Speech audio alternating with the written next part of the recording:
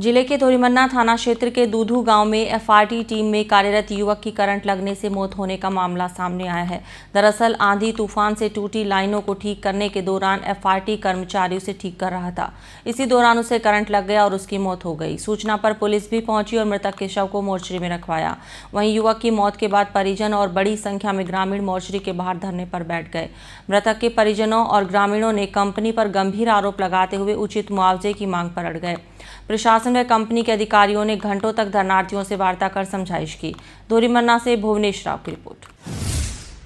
बाड़मेर जिले के दूधू गांव में एफआरटी टीम में कार्यरत युवक की करंट लगने से मौत होने का मामला सामने आया है। गुस्साए परिजन और लोग अस्पताल की मोर्चरी के आगे धरने पर बैठ गए। परिजनों का आरोप है कि एफआरटी ठेकेदार द्वारा सेफ्टी उपकरण नहीं देने और लापरवाही के चलते युवक की मौत हुई है। परिजन ठेकेदार के खिलाफ एफआईआर दर्ज करने, मृतक के परिजनों को 1 करोड़ का मुआवजा और सरकारी नौकरी की मांग पर अड़े रहे। दोपहर बाद दोनों पक्षों में आपसी सहमति बनी और धरना समाप्त कर परिजनों ने शव उठा लिया। दरअसल बीते दिनों तेज आंधी और बारिश से धोरीमन्ना इलाके में बिजली का तार टूटने और फॉल्ट होने की वजह से बिजली बंद थी। इसकी मरम्मत करने के लिए खूमे की बेरी जीएसएस पर कार्यरत एफआरटी के कार्मिक जसराज पुत्र हुक्माराम निवासी खूमे की बेरी बुधवार रात को दूधू गांव में नाइयों की ढाणी में बिजली ठीक कर रहा था। इस दौरान करंट की चपेट में आने से उसकी मौत हो गई। गांव के लोगों ने उसे अस्पताल पहुंचाया। रात को मृतक के शव को अस्पताल की मोर्चरी में रखवाया गया।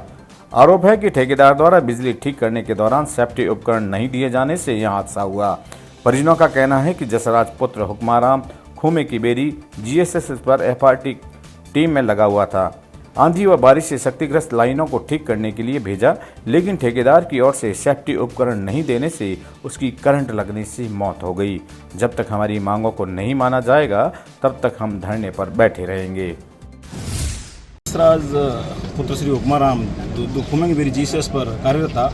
एफआरटी टीम के तहत कोई सेफ्टी किट नहीं होने के कारण कल आंधी और तूफान आने के कारण कई लाइनों क्षतिग्रस्त हो गई थी। उन क्षतिग्रस्त लाइनों को ठीक करने के कारण बाहर गया हुआ था और जीएसएस के ठेकेदार की घोर लापरवाही के कारण उनकी करंट लगने से डेथ हो गई थी। अभी वर्तमान में हम सब ग्रामवासियों और परिवारजनों का ये मांग है कि कंपनी के ठेकेदार के विरुद्ध मुकदमा दर्ज कर और परिवार को उचित मुआवजा 1 करोड़ तक का मुआवजा और 1 सरकारी नौकरी दिलवाई जाए। परिजनों व ग्रामीणों ने 3 सूत्री मांगों को लेकर अस्पताल की मोर्चरी के बाहर धरने पर बैठ गए। परिजनों की मांग थी कि ठेकेदार के खिलाफ एफआईआर दर्ज कर कार्रवाई की जाए, साथ ही 1 करोड़ का मुआवजा और सरकारी नौकरी दी जाए। इसके बाद ग्रामीणों और परिजनों ने समझाइश का दौर शुरू हुआ और कंपनी के प्रतिनिधियों, पुलिस व मृतक के परिजनों के बीच वार्ता हुई। दोपहर बाद कंपनी के प्रतिनिधियों और मृतक के परिजनों के बीच 10 लाख रुपए का मुआवजा देने पर सहमति बनी। इसके बाद परिजनों ने धरना समाप्त करते हुए शव उठा लिया।